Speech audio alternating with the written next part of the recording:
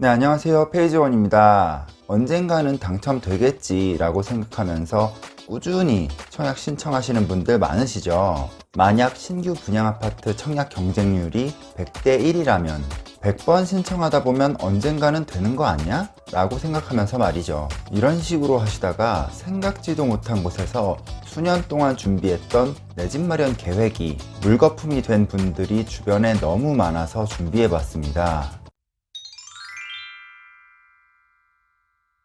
오늘은 신규 분양 아파트에 꾸준히 청약을 신청하시다가 예상치 못했던 일로 큰 손실을 겪는 경우를 알아보려고 하는데요. 나름 열심히 한다고 했는데 가정에 큰 손실을 끼치게 되면 본인도 상처받고 가족들로부터 받는 따가운 눈초리도 매우 힘드실 수 있습니다. 자, 우선 예시를 들면서 말씀드려 볼게요. 지인 중 하남 교산 신도시에 신규 분양 아파트 당첨을 목표로 계획하고 약 2년 전 가족 모두가 하남 미사에 있는 한 전셋집으로 이사를 간 케이스가 있습니다. 나름대로 청약 공부도 많이 하고 가점도 꾸준히 높여놔서 가능성이 꽤 높은 상태였죠.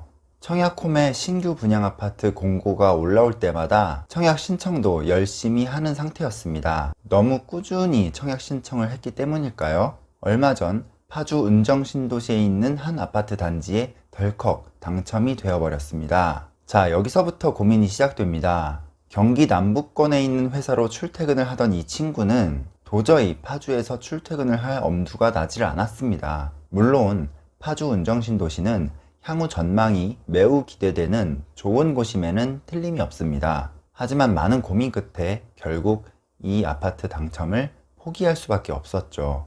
자, 이제 어떤 문제가 생길까요? 청약 통장 납입 기간 가점 17점은 순식간에 0점이 되어버리고 청약 재당첨 제한 기간까지 걸려서 앞으로 10년 동안 신규 분양 아파트 단지에 청약 신청을 할 수 없게 되어버렸습니다. 2년 전부터 하남에 이사 와서 차곡차곡 준비해 왔는데 좋아 보이는 곳에 너무 여기저기 청약을 신청했던 게 결국 화근이 되었던 것이었습니다. 교산 신도시만 바라보고 있는 가족들의 눈을 과연 똑바로 쳐다볼 수 있을까요? 한 번의 실수라고 하기에는 너무 큰 대가를 치른 케이스입니다. 이 영상을 보시는 분들 중에서도 만약 일단 여기저기 넣고 보자는 식으로 청약을 신청하시다가는 수년간 준비했던 계획이 물거품이 될 수 있으니까요. 신중하게 검토하시고 청약 신청을 하시기를 바라겠습니다.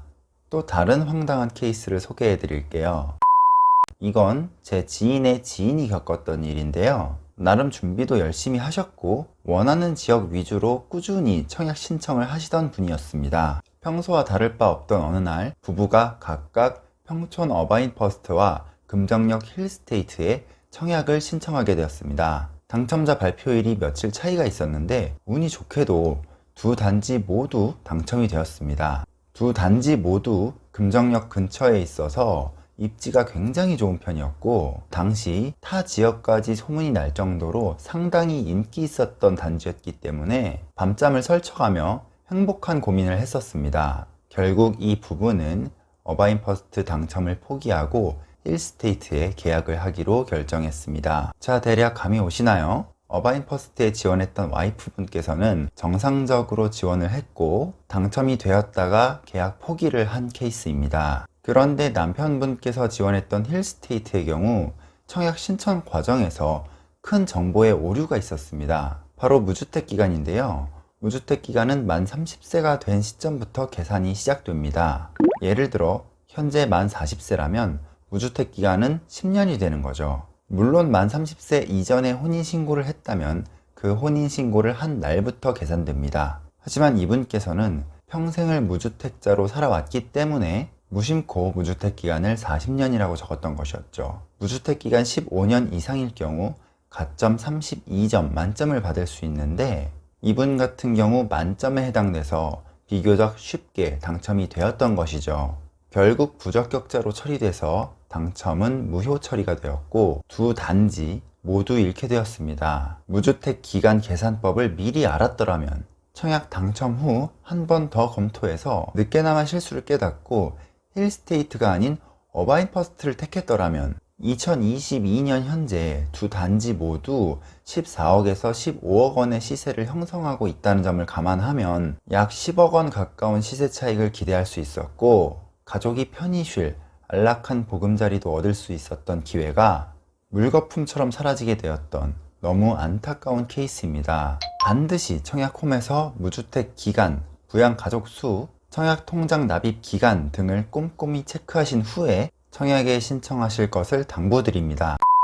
청약 당첨은 내 가족의 생활을 바꿔줄 수 있는 매우 중요한 일이고 꾸준히 신청해야 하는 것도 맞습니다. 하지만 아주 간단한 정보를 알지 못해서 오랜 기간 힘들게 준비한 청약 통장을 단 한순간에 날려버리게 되고 당첨된 아파트까지 잃게 되는 경우가 주변에 너무 많습니다. 이로 인해 가족 간의 불화가 생기는 경우도 많이 봐왔고 심지어는 이혼까지 하게 되는 경우도 발생합니다. 작년 국회에서는 이러한 피해를 구제하기 위해 잘못 입력한 가점을 정정해서 재산정한 가점이 커트라인 안에 들어올 경우 당첨을 유지해주는 방식으로 관련 시스템을 개정하기도 했습니다. 그럼에도 불구하고 커트라인에 걸치는 경우 여전히 부적격 처리가 될 수도 있기에 안심할 수만은 없는 상황입니다.